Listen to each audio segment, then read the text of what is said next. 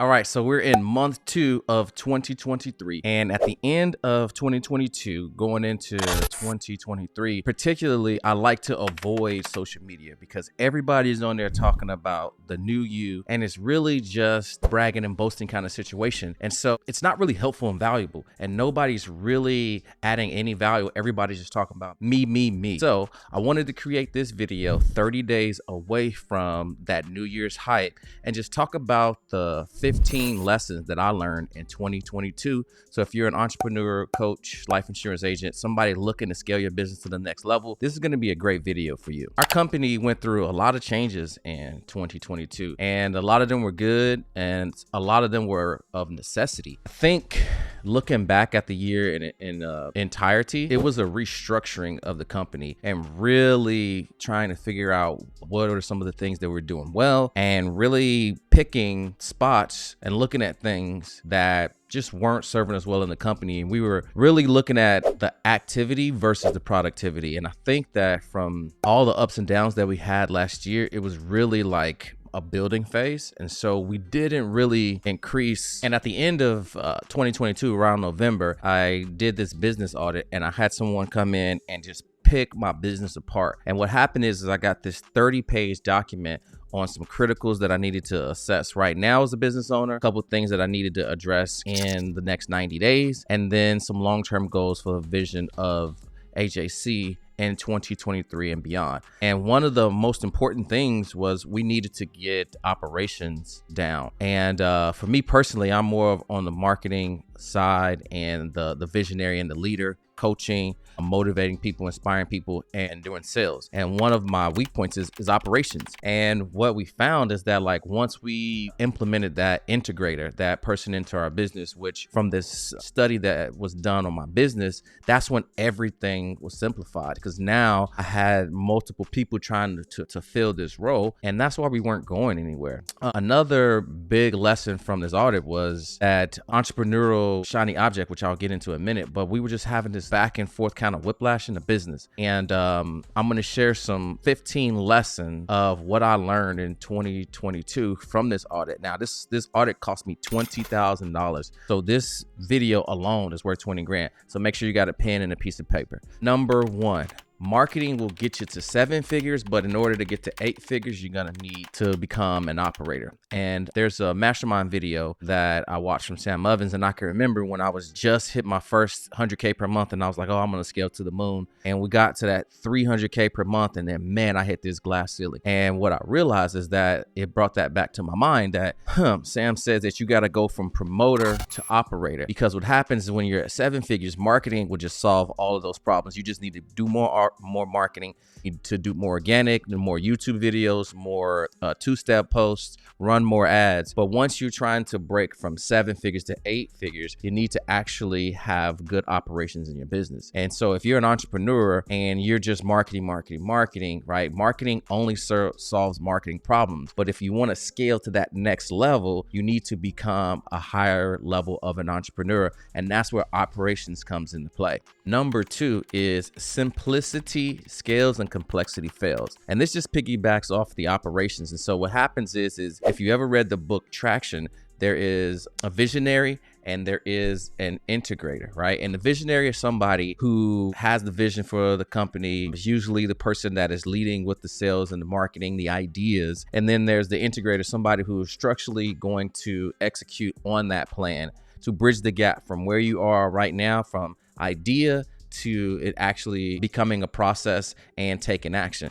And so a lot of times as marketers, we just get duped into thinking that we just need to make a better VSL. We just need to make better ad copy. And a lot of times we're creating more processes in our business as opposed to simplifying things. And so in order to scale, you need to make things more simple. And the reason why that's important is because if you just focus on your customers, and if that's just your one simple goal to scale, what you're going to end up spending all your time doing is you are going to be trying to decrease the amount of effort, time, and energy it takes for your client to get the exact same result. And if you can figure that out, then that's how you're going to scale to 8 figures. Which leads me into number 3, which is marketing will not solve all your problems, but a good product will. So if you continue to just keep putting out ads and just continue to just focus on this one part about marketing, well, marketing again will only solve marketing problems. But if you have a great product, that will solve all of your problems. For example, we're on probably like the 4th or 5th iteration of the Agent Accelerator Mastermind. And when we first started, we shut it down. It wasn't getting the type of clients that we wanted. And we realized that we weren't offering enough service to attract the highest level of prospect, that if we partnered together, they would easily get the results, and then we would easily attract those people to say yes. And so what we did is we went to go focus on the product. And what happened from there is we started adding more things, right? We went from just having the leads to hiring appointment setters that would then dial those leads on their behalf. We then added some tech in there, some Google spreadsheets and some automations with Agent CRM, and then some funnels on the back end and landing pages. And from there, now we have this fully automated process. So when people come in, particularly entrepreneurs who specialize in life insurance, when they come in to work with us, they already know how to sell. And all we do is give them an automated process, and we shrink down the effort, the time, and the energy between them and a prospect. So they show up every single day with between 3 to 10 appointments on their calendar every single day. Number 4, and this is one that really speaks home to me, which is shiny object syndrome and shiny strategy syndrome. And I learned this from my man, Richard. And this was very powerful once I uncovered this. And this really unlocked potential and high performance for me. So with shiny object syndrome, what is that? Well, we all leverage social media to grow our businesses. And what happens is not only are we producing content, but we're also consuming. And what happens, the effect of social media, is that we start to see other people and we start to compare, right? And if we aren't where they are, then we get this kind of inferiority complex. And then we think that we need to try to do what they're doing, right? And so now this shiny object is here, but more importantly, now we have shiny strategy syndrome. So now we're following person to person, guru to guru, getting sales script to sales script, getting course to course, and changing process to process. And what's happening is now we've got this shiny strategy syndrome. And so what happens is you're trying all these different strategies, but if you just had focused on one, you could have had exponential growth. And again, I learned this from my mentor, Richard, that there's this certain line of success. So let's say there's a line here, but what happens is you can pretend like these are bar graphs. There's 4 bar graphs of 25%. And what happens is you see shiny object number 1, and you start that and get to 25%. And then you see something else that's another shiny object and another strategy. And so you quit this one and then you start this one. And so at a certain point, now you have 4 shiny objects and 4 shiny strategies that equal 100%. And this line here represents the line of success. And so what happens is every time you start and stop something, you never actually cross that threshold of the line of success, as opposed to if you do like in the book Essentialism, right, which is you go into deep focus as opposed to just going 1 inch in every direction. If you just centralize and focus, right, you'll go past that line of success. And a lot of times, if you really just think about it, there's not much difference besides just the language and the nuances, but all the strategies are the exact same. They're just packaged differently. So again, trying to avoid shiny object and shiny strategy syndrome is very important so that you can cross that line of success. Number 5, and this one was one that I learned in the last 60 to 90 days. And shout out to my man, Sean Cannell, because this one really hit me over the head. And I actually have his book right here, and it's called YouTube Secrets. And so if you are online at all, this is like the audience building Bible. And the reason why that's important is because the 5th point is building an audience over advertising. So the challenge with advertising, now I'm somebody that spent over $2 million on paid advertising in the last 2 years. And what I found is that it only has a small half-life. And a half-life is something that you put up and then either the next day or the day after that, it starts to erode until eventually it disappears. Just like a story or a reel or short. And so what happens is your ad, as it begins to be seen by people, it only has a certain half-life. And you just continue to spend money on it. But more importantly, the cost of advertising continues to rise. And so since we don't have control over these platforms, what tends to happen is it's just like inflation. There's this invisible cost that goes up, which is your CPM, which is your cost per 1,000 viewers or 1,000 impressions. And that CPM goes up, which then means that your CTR goes up, which is your click-through rate. So it costs more for people to see your ads, and then the cost per click goes up, and that's when you pay Facebook $1, which then means that your cost per lead goes up, and so on and so on. And so what I found is that the most powerful way to have a business that will have sustainability and success is having assets, having an email list, having a YouTube channel, having a community, and relationships. And all this comes down to building an audience.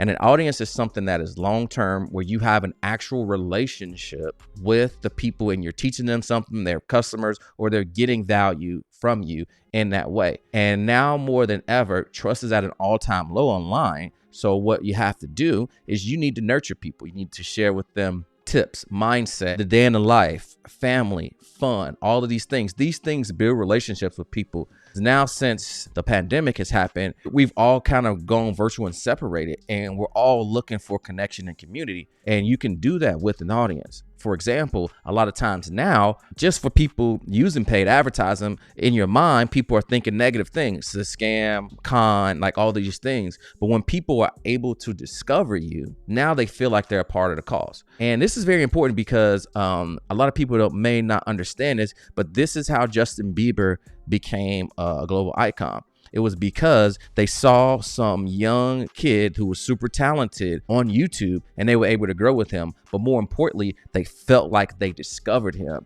and now they were a part of seeing his growth and success. So building an audience as opposed to simply just advertising is very important. Number 6, the power of partnerships. So like I said before, a lot of us have gotten really comfortable being behind the desk and staying and working from home, which is really good because it makes you more efficient. The challenge with that is relationships. The one thing that is the strongest thing to break is relationships. The second thing is business relationships, which we call partnerships. And so what I've been able to do now is step out of my comfort zone and go to masterminds and join masterminds and go to events. I actually just came back from Miami from one of the biggest conventions and one of the best ones I've ever been to.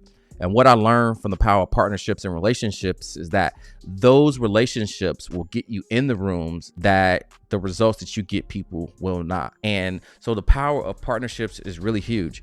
The second thing is community and getting around people that are at those masterminds and at those events, because like they say, your net worth is your network. And now more than ever, you can completely radically change your network and your net worth by simply one decision. For example, all you got to do is look at some of the gurus. Well, who's in their mastermind? Who are some of the people that you look up to? Well, if they're in that mastermind, this is a real easy way for you to get around really highly successful people that you admire and look up to with just one simple decision and a click of a button. Obviously, investing in a mastermind is a part of that, but this is a simple decision for you to break through those barriers to get to that next level. And I don't want you to discredit the power of partnerships, because I was listening to the EYL podcast, and he said that he was talking to two business people. One was a billionaire, one was a millionaire.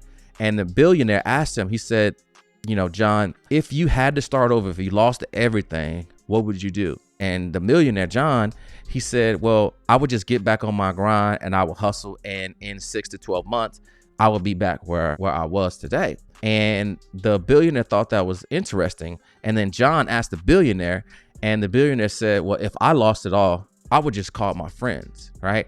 And so what that means is that the power of partnerships and network, that he already knew that he was such a valuable person that he has established relationships that extend far beyond the value that you can extend to get somebody a result, that he knew that he could just call his friends for a lifeline. Hopefully he never had to do that, but that he would be okay.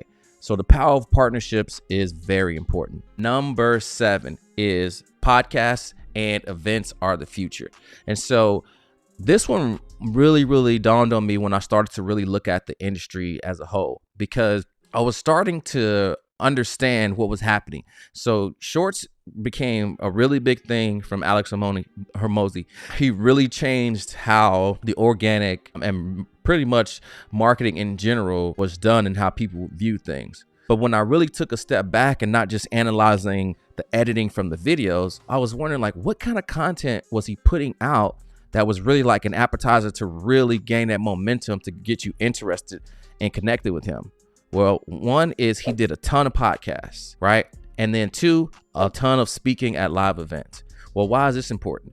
Well, the reason why this is important is because, like I said, building an audience versus advertising. When you're advertising, you're talking directly to someone, right? And their resistance is all the way up here, right? Because they're like, what is this person trying to convince me to do? As opposed to podcasts and speaking at events, where if you're using those as content, well, people can listen in without feeling like they're about to be sold on something. They can be a fly on the wall. And in that conversation that you're having, they can assess whether they like you or not, whether they think you're smart, and if whether they align with the things that you're saying from a value standpoint. And podcast is a really amazing way to build relationships in two ways. Number one, it builds a relationship with your audience. And then number two, it builds a relationship with the person that you are having a conversation with on your podcast. I can't tell you, since I launched my podcast at the end of 2022, since then, I've had people that were absolutely amazing. I've had Mitch Gonzalez. I've had Brian Moncada from adspend.com. I've had John Wetmore. I've had Cole Gordon, who is the number one coach in the space, and he's doing about 3.2 million per month. And I've had Bashar on, who's also doing about 2 million per month. And from that, I have built some amazing partnerships with these guys. And so these things are the future. And there's also another caveat to that I really want you to understand, which is leverage. And so we talk about OPC and OPA squared.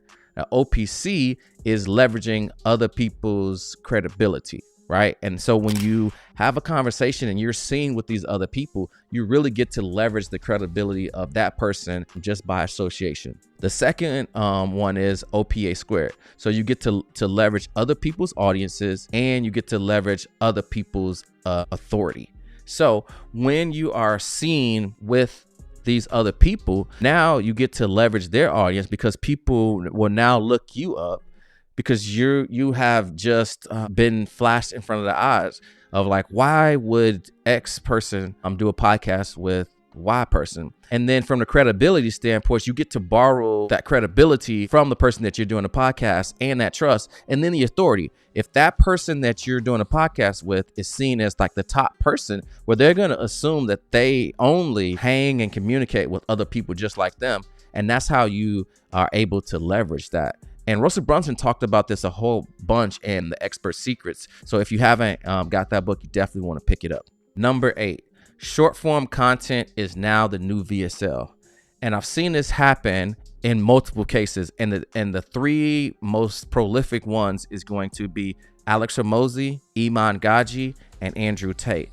And what has happened is again, it's from podcasts and content that they've been able to get all of these bars, right? These one-liners, and clip those down and make them really engaging with pattern interrupts, with words, with the editing process, with words on it, and then some B-roll. And so what has happened is if you can put enough content out there with the amazing strategy that these guys have implemented, then this will outperform paid advertising. I think Alex Hormozi says he spends $70,000 a month on his content team, that if he was just advertising, it would cost him $2 million per month.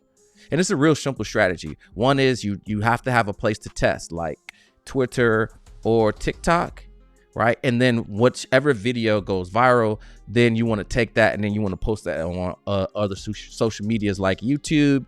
You want to post it on Instagram Reels and Facebook Stories. And so the short form content is now taking place of the VSL, because people still tune in to that same radio station. What's in it for them?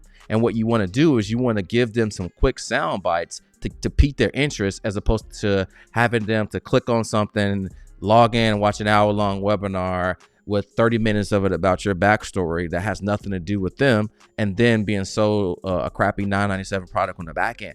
A lot of people, they want value up front. And when you're an entrepreneur and you lead with value, that's ultimately going to get you more customers and change more people's lives. Number 9, serve more. And so that podcast that I did with Bashar was very enlightening, because he's doing like $2 million a month. And I was like, man, I'm just getting stuck between this 3 to 5K glass ceiling. And I was like, I tried this and I tried that. And I was thinking about switching niches and all of that. And he sat silent for a minute. And the number one question that he asked me is how could you serve your best customers more? I gave a couple excuses and answers that were done out of frustration, which was basically just reminded me that I hadn't really figured it out and how to solve that problem, but I needed to go back to that. And so learning how to serve your customers more, your best customers trust you the most. And I think it was Dan Kennedy that says a buyer is a buyer is a buyer. And so it's a lot easier to get customers that you already have to spend more money with you than it is to convince somebody who doesn't know you to give you that initial investment and to trust you. And so with that being said, if you already have an existing customer base, the question is, what other areas could you serve them at a higher level or increase the experience that they already have, thus giving more value in exchange for another investment? Number 10, activity versus productivity. And this one was eye-opening. So it's funny how things work. So back in November, I had someone come in to audit my business that cost about $20,000. And then in December, I was expecting my daughter Ava, who is now 6 weeks old. And what happened was I was forced to take a step back from my business. And what happened is between getting that audit of learning how to fix the unhealthy things in my business and double down on the things that were working in my business, the other thing that I realized is that my time was very valuable. So I only had like 2 hours per day to actually work on things. So I had to get really efficient with the time that I was using in my business. And this made me very, very productive. And one hack that I also learned from my mentor, Richard, was instead of getting up and going directly to the gym, using all that brain power and willpower, what I ended up doing is waking up at 6 and getting right to my desk and doing deep work for 2 hours. And man, did that change my productivity. So what happened is in those 2 hours, I was able to get 4 to 6 hours worth of work done by doing deep work because no one was up, there was no distractions, and I could just really get into deep focus and really crank out some things. And this made me really, really highly productive. Because a lot of times as entrepreneurs, what happens is we just keep on coming up with new ideas and we want to make sure that everybody's busy working on something. But activity and productivity are completely two different things, because you can be busy and not getting anything done, as opposed to you can do deep work and get a lot done in a short period of time. And the second part to the activity versus productivity, it forced me to step back away from my business because I was having this audit done and I was expecting a baby. And it allowed me to see who actually loved the work they were doing on my team. So what happened is in the beginning, I was always coming up with these ideas and we were always working on these new projects and courses and things of that nature. So my team was always busy doing something. Well, the good thing is that, everybody was staying busy. But the second thing that wasn't so good was that it was giving my company whiplash, is that we just kept turning directions right over and over. And I didn't understand this until I had this audit of why we couldn't break past this threshold, was because my team over time just slowly started to erode from the excitement of working on something new. Well, why is that important? Because let's say we got 3 projects. Well, we start this one project initiative and then 2-3 weeks later, we start another one. I got everybody hyped on project 1. They're going all in. They're working hard for it. 3 weeks. Okay, we're going to scrap that. We're going to start doing this one. So now they're less apprehensive to get super excited because they don't know if this one's going to change. And then 3 to 6 weeks later, we implement another strategy and then we change from there. Well, now your team starts to have this slight little bit of resentment where they don't see their work being valued by the CEO. Because every time they go hard on something, then we make changes and they've got to start all over. And once I realized that was happening, that was the number one thing I changed. So for 90 days, I vowed that we would not change, add, or implement anything until my team came up. And this was very enlightening, because now that I wasn't so busy, my mind wasn't so busy, my business wasn't so busy, I was able to see things that I had overlooked for years. And there were some nefarious and unfair practices that were happening in my business, but the person that was being so productive that I had overlooked it. And we eventually had to fire like a whole team of setters. That was really challenging and tough, but it was the most important thing, because as a CEO, the most important thing is the ship and the culture of your business. And so when I took that step back, I was able to look at, okay, if my team doesn't have all of these crazy things to do and they don't have whiplash, let's see how productive they can be and who really loves the work that they're doing. And this was very eye-opening. And this is how we're going to go to that $10 million in 2023. Number 11. Innovation has to happen at every single level. This really piggybacks on that last point, because now that my team is not just doing random activities and they're focusing on productivity, they really have time to spend honing on their craft, getting better, and focusing on their work. So with me out of the way and seeing who really loves their work, this is where the innovation comes. And again, this is that glass ceiling that I was talking about, going from 7 to 8 figures, because getting to 7 figures, you are the rainmaker on your team, right? You're coming up with all the ideas, all the concepts, all the marketing, all the training, all the coaching, all the initiatives, everything is on your shoulders. Well, once you get to that level, your team is going to have to step up and help you with innovation, because you're just not going to be able to come up consistently over a 10-year span with great ideas every single time. And the people who love their work, that you respect the work that they do, right? They will innovate. And this is how you're going to scale to 8 figures. Again, simplicity scales and complexity fails. Number 12, hiring VAs versus A players. And so for me to get to 7 figures, what I had to do was I just had to kind of piece the team together. And I've met and had some amazing virtual assistants. But what I found is that the challenge for me personally was I felt like I was always still doing the work twice. It was either one, I was explaining it once, and then I had to come back after the work was done and clean up some things and re-explain something.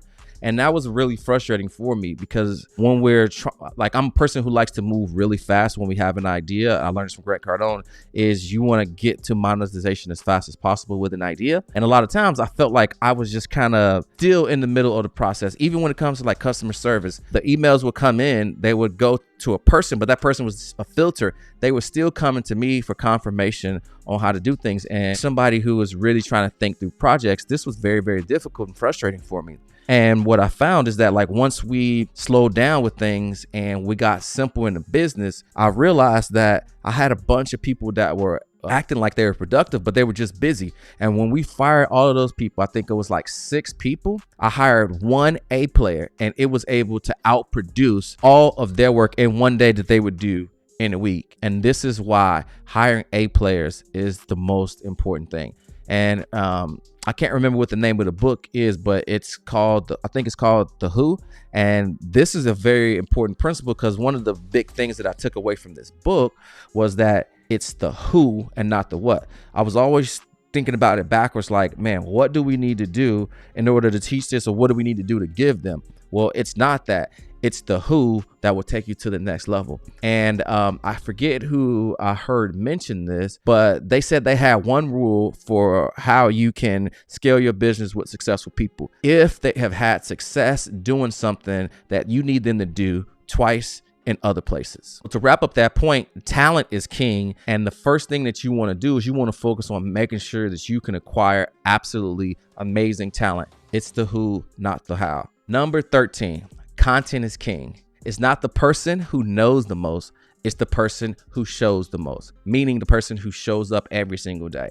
So before, I used to just post videos randomly and have my chief marketing officer doing a lot of videos, because he was really good at videos, and I kind of use that as a crutch. But what I realized is that your audience, the people that are following you, They're looking for you. They're inspired by you. They're looking to hear from you, and they're waiting every single day for you to share things that you're working on and things that you're doing. And what happens is over a long period of time, like you get past that threshold where now people are willing to either want to come work with you to help you with your cause, or they want to partner with you so that you can change their lives so they can get some of the results that you're getting and work closer with you.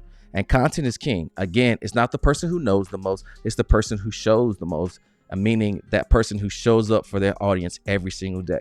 So if you're out there and you're just dabbling in content creation, or you're someone who thinks that, oh, you don't need to post anything online, or lastly, the person who I was, which is that you're not really taking it serious and going all in and posting consistently, I implore you to change, because content is king and it is the future. Again, people retain 600% more through video than they do from text and images. And so if that's the case, you want to be dialed in and really good at it, because doing content, you're going to suck in the beginning, but over time you will get better.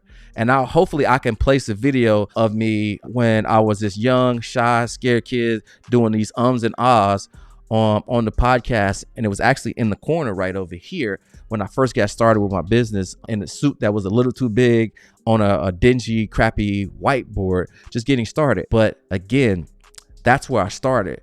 And now today, I'm just now getting where I'm super comfortable and able to just bang out content like this in one take. Number 14, the social dilemma. So again, going back to comparing yourselves online. Don't compare your chapter 1 with someone else's chapter 20. And the second piece to that is don't follow someone just from the amount of money that they claim that they're making online.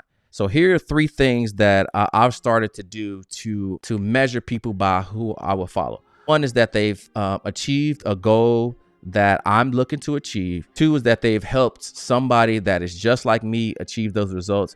And then 3, which is probably the most important, is that their values and my values are aligned. And if you're looking to find a mentor, you want to make sure that you measure people by those 3, and you'll realize that that list is very, very short. For example, following people that have had more success than I have and have helped people just like me that have come from the same coaching space or from that coaching tree. But then the third piece is I stopped listening to people who were not married. And this really helped me to really simplify the messaging that I was taking in, because if they didn't meet those 3 criterias, right, it was really hard for me to really focus on them. And guess what I did? I started unfollowing tons and tons of people, and I really stood guard. I stood guard at the door of my mind, in the words of Jim Rohn, and who I listened to. And there's only one person that's the exception of that rule right now, and that's Cole Gordon. And number 15, being bored is good. So for me personally, I had the luxury of growing up without the internet, and then coming into this technological age where the internet pretty much radically changed humanity. Well, there's 2 good things that have come from that, is because I grew up at a time where there was a cordless phone in the home, and then we just had to go outside and play and use our imagination. And so I call this in the morning, what I use now is smart time, where I unplug, I leave my phone just sitting somewhere, and I'll just sit there and think about what things I'm working on and the problems and the challenges and roadblocks that I'm having. And what I found when I started implementing that smart time first thing in the morning is that if I just sat down and thought about something for about 15 to 20 minutes, and then I pulled out a piece of paper and I started writing down all the possibilities and the thoughts and the ideas of how I could solve this problem, doing that for the first 1 to 2 hours in a day, I was able to really uncover and unravel the strategies to really take my business to the next level, as opposed to trying to do it through social media and trying all these different strategies that take me weeks, even months, that cost me a ton in my business. And I also think that it's really important, especially if you have an online business and you do use the internet and social media a lot, is now things are in reverse, as opposed to always getting on the internet and being online all the time. You have to set some intentionality to get offline and unplug, because this is where all your creative thoughts are going to come from. This is where your peace, your happiness, that feeling of fulfillment, but more importantly, being present, right? So this is something that I've really had to work on a ton. And for a lot of time, except for if I'm working on a new project, I'm really good about unplugging. But lately, my wife is like, man, you are so plugged in. And this is one thing that I've really started to implement, because this is important. There's so much going on. There's so much stimulation. There's so many things that are just frying our brains that we have to take some time to unplug and just be bored and sit around and think, because the ideas are going to come from you being still. Well, guys, I hope this video was valuable for you. Definitely learned a lot of lessons, and I'm looking forward to sharing my journey as we hit that $10 million this year. All right, you guys, take care.